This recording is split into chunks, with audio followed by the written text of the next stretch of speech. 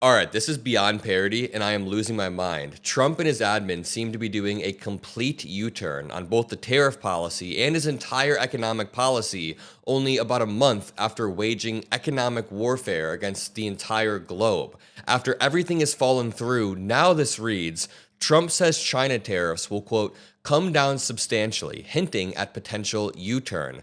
This is what you call the art of the fold. Now, this is going to be an important video because I want to walk you through how Trump escalated and escalated and escalated to ultimately just back down quietly in the middle of the night. And I'm so sick of this myth that has permeated through American politics that we need a businessman president. We need a CEO or someone who isn't afraid to shake things up and be mean to people. That has not worked. Over and over, we have seen that Trump doesn't know how to negotiate. He doesn't make deals. He manufactures chaos. He loses control of it and then scrambles to clean it up on the news or PR-wise while his followers eat it up, and he quietly retreats. I can show you this happening over the course of the past month across multiple fronts. I mean, let's start off with what he did with Jerome Powell. I was watching this segment from Lawrence O'Donnell, who I always find to be really spot on, and let's just check this out really quickly. Well, once again today, Donald Trump backed down. Once again today, the man who always pretends he never backs down, never backed down big time. Donald Trump said repeatedly today, and it seemed desperately, quote, I have no intention of firing him. And he was not talking about his unqualified and incompetent Secretary of Defense who shared battle plans with his wife and others, the same Secretary of Defense who promised to stop drinking if he became Secretary of Defense.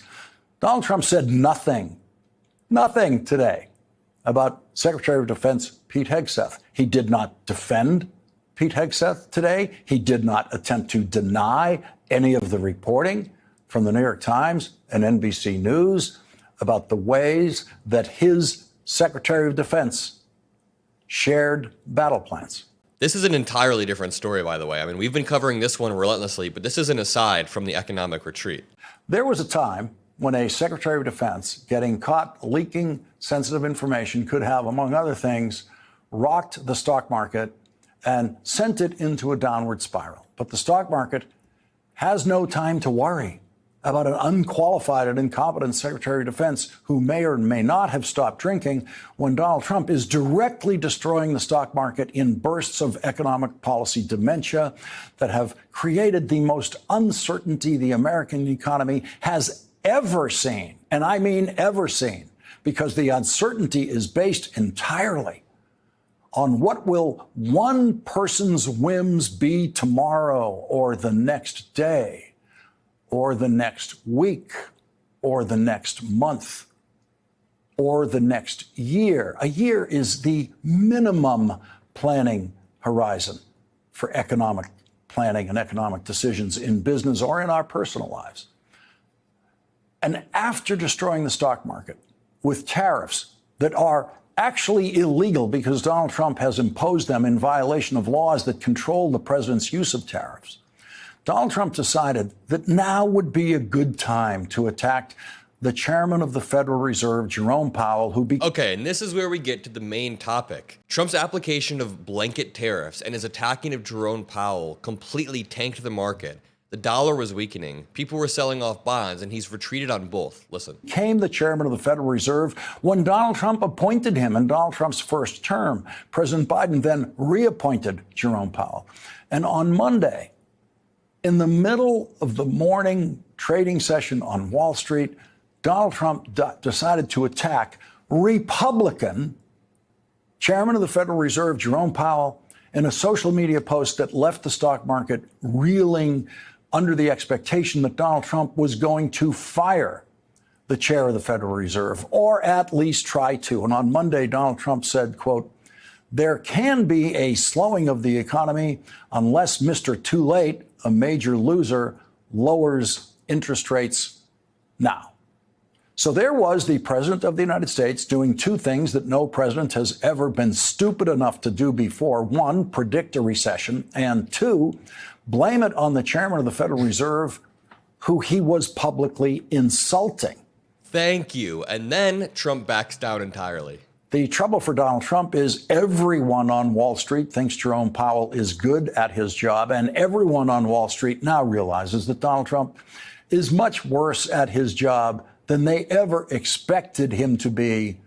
Donald Trump's tariff dementia was bad enough. But then came the trading day.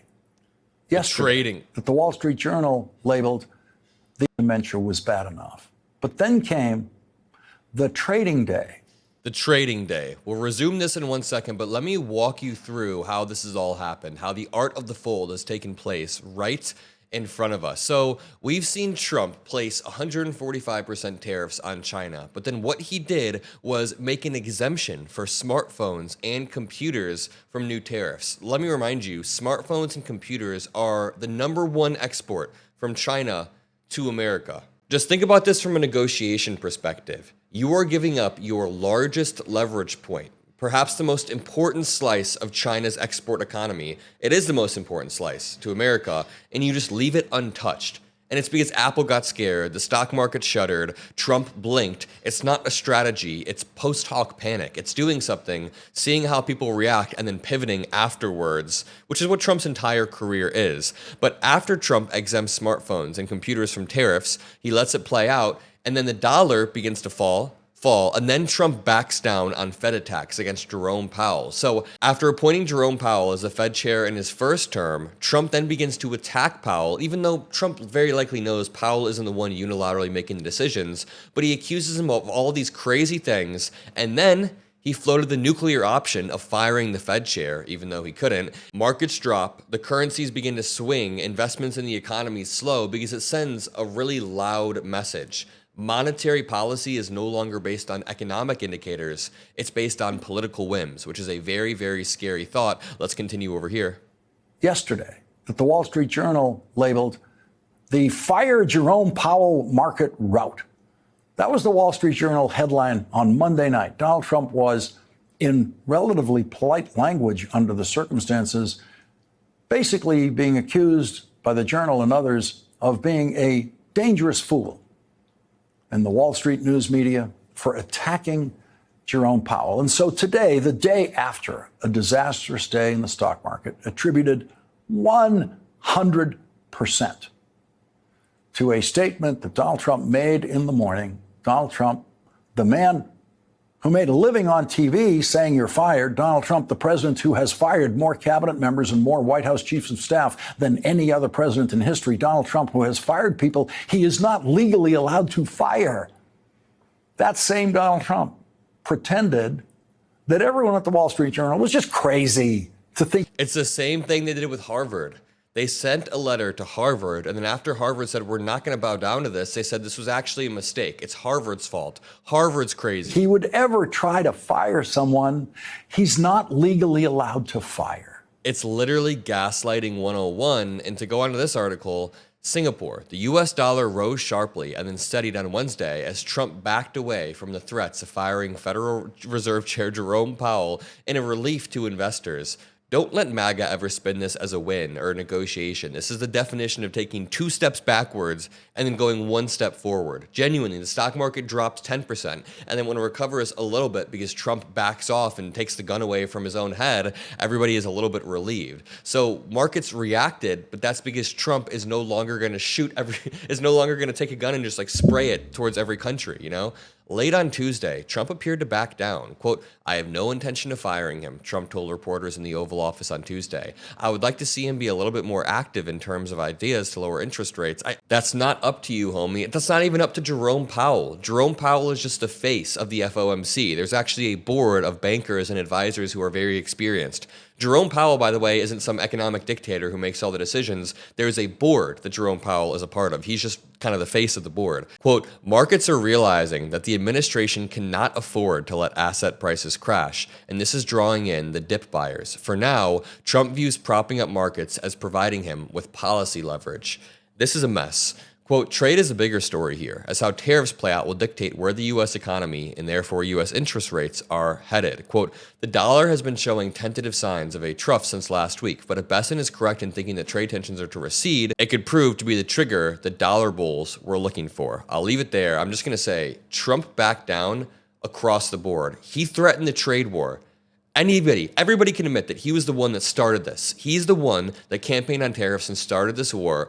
And then when I ask Trump supporters, can you name one concession he got from any other country? They look at me blankly. I know some are watching this, so let me know. What concession did he get from China or Japan? Because to me, it just seems like he, in place of tariffs, made a huge mess and then backed down quietly. No concessions, no interest rate cuts, no changes in global capital flows, nothing. The only thing that has changed is America's credibility, and I'll leave it at that. Drop a like, subscribe. I'll see you all in the next video, and peace out.